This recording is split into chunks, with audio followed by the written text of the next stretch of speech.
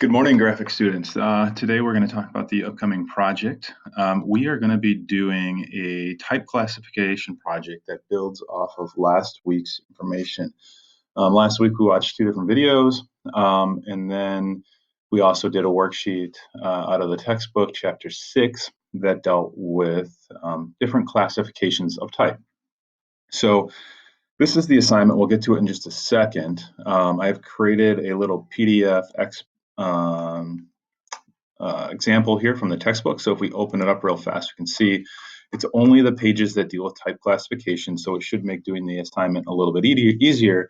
But when we start to take a look at classifications, we can break them down a little bit more, right? So the book talks about there being 7 different classifications: Roman, slab serif, sans serif, display, script, ornamental, and italic. So if we're taking a look at them, each one of these classifications has a distinguishing characteristic or attribute or feature that makes them part of that. So Roman or serif, right? If we're taking a look at it here, to the right, we have some different examples. And below the example is going to be the different sub-style of each one of those, right? So the name that you see here, Baskerville, is the name of the font, like Times New Roman, that type of stuff. In the assignment, I'm going to have you go around your house and photograph 5 different examples. So you got to come up with maybe one for Roman and one for sans serifs, but you should be able to find these different examples throughout your house. Once you get them taken and you've got them uploaded to Canva, you're going to have to go through and, kind of like with last weekend's assignment on the scavenger hunt, label them. And then this time around, I'm going to have you write down what makes it Roman or sans serifs or script, that type of thing. So if you're looking through here, it says Roman typefaces. A serif typeface are numerous in number and they are most widely used, right? So what makes it a Roman? Generally, it's going to be what is called the serif. The serif is this tiny little foot that comes off the end of the T's, the I's, the M's, the S's as they go up. Those things are called serifs. They can be different in shape and size, and that kind of what breaks them down into substyles. As you go through the assignment, you'll see that there are different types of serifs, and there's one that is called a slab serif. A slab serif is going to be one that is very square. It's going to have an equal weight. So if you're looking at the serif here, they're much more the same weight as the body, especially like Rockwell. I've called this a square serif because when looking at the serif, it makes a 90-degree corner versus the Roman that has a nice little bend to the serif there. So that's how I kind of distinguish the two quickly when I'm looking through stuff. The next classification would be sans serif. Sans serif means without, so there are some good examples over here: Helvetica, Franklin Gothic. Those are all good examples of sans serif. Sans means without, so without serif, and that's how we get to that. As we take a look at the other ones that are down here, we have got display or decorative. That's going to be one that generally doesn't fall into a category. As you could look at the examples here, those are going to be different. So as you're looking around your house, these are going to be probably pretty easy to find. This is going to be more like a logo style of like a company generally, because they're not going to fit into a category. And then we've got our script, our cursive. These are going to be our handwritten style ones here. And as you read through here, you can kind of pull out what you're going to put as your piece. Ornamental, these are our glyphs. You can kind of see, you may not be able to find a category of these throughout your house. Sometimes though, you could, if you're looking at the stuff, it can be considered like a copyright symbol or UL symbol. Those different types of marks within inside of a logo could potentially fall in there, but generally, I would avoid this one if I were all possible and just look for the other typefaces today. Then italic oblique. This is just a sub-style. This is something that does have the orientation of the font is a little tilted or slanted to the side, and that gives it its oblique name. So those are our different categories that we're going to be looking for.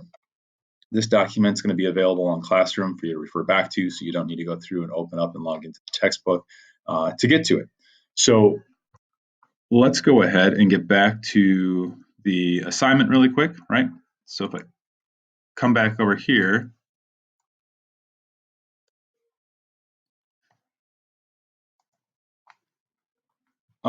we will be taking a look at the assignment. You're going to be identifying the 7 different type classifications. You're going to be using Canva and display type as your examples.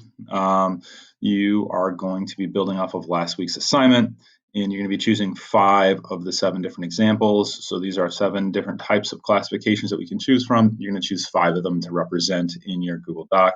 Again, Canva, the directions are down below if you need to figure out how to log into it if you forgot from last week. Pretty much same thing as last week. You're going to come up, you're going to put 5 of them on there. You are going to be creating a header for the top of it. The header should say type classifications. Then once you get that done, you're going to go ahead and upload your 5 photos. You can use your cell phone or some sort of other device to capture your picture and get them up there. I'm going to walk through the process of doing that here in just a second, so you can see that process being done. Once you get them done, you're going to create a label. Underneath that label, you're going to create a subheader, and that subheader is going to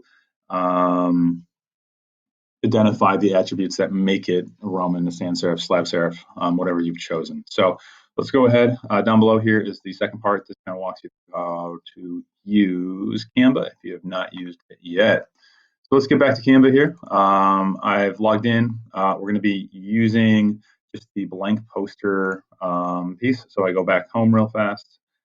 From create a design, I'll click on poster, and I'm going to choose blank poster. I would potentially start by getting a background, labeling it, all of that stuff, right? So if we take a look, we currently have an untitled poster. Call this bond, type classification, and then that would be it for now. And when I go to save it or export it, it'll export with that and the last name as bond. Maybe start with the background, come up with some sort of different piece to bring a little bit more life to it. Maybe we'll drop this out there. Right, so we got our background. From here, we need to obviously get our pictures that we've taken. So I have saved them to my computer. I emailed them to myself off my phone, and then I've downloaded it from here. So I'm going to take my photos, I'm going to highlight them, and then just drag them and drop them right into that window. And they will slowly start to load up. If you don't want to take more photos and you've got your photos from last week, you can see I've got my scavenger hunt photos sitting in here.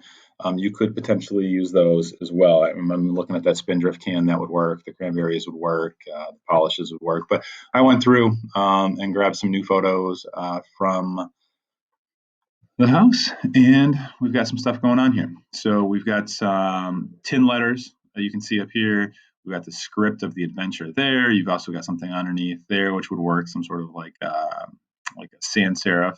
But I just ask you that you use a different picture for each piece. Got some pictures of some book covers on the bookshelf. The mixed nuts would be my example of the decorative, and then another, square serif or sans serif example there.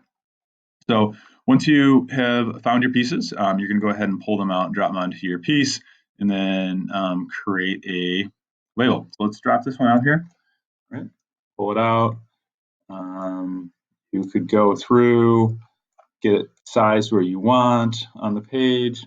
Again, Control plus, Control minus, they all work. So as you're taking a look at your mug, here it says own it.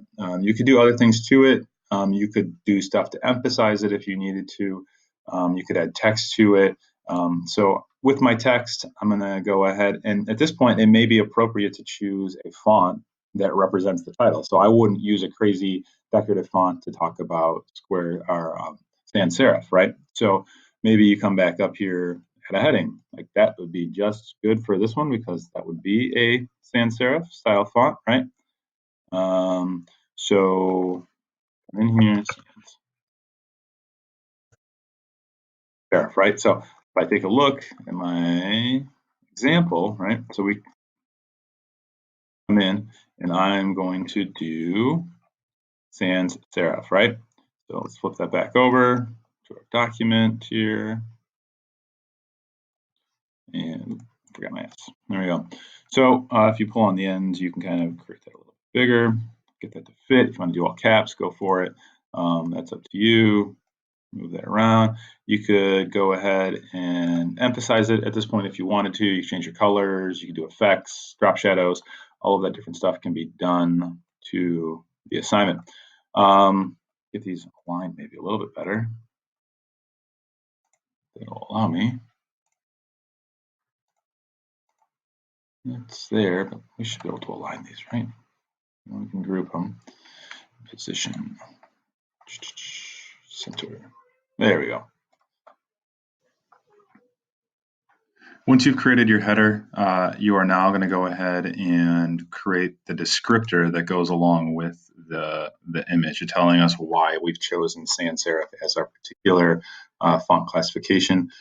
So what I've chosen to write is the sans serif classification is a font that has no serif and has a block-like shape. And you can see up here in the example, there's no serif and a very square body.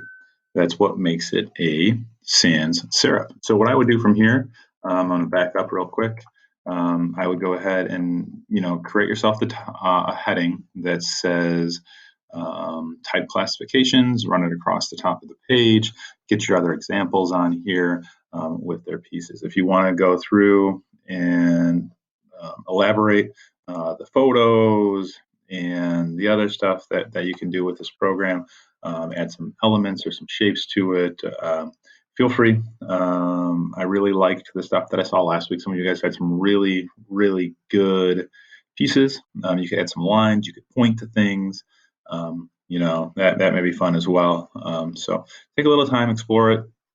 But again, get your 5 examples, get the header that says type classification, and then get this saved and sent to me. And that should be the conclusion of this project. Look for more stuff on Google Classroom later in the week, and we'll go forward from there. And thanks. Got any questions? Email me. Have a good day.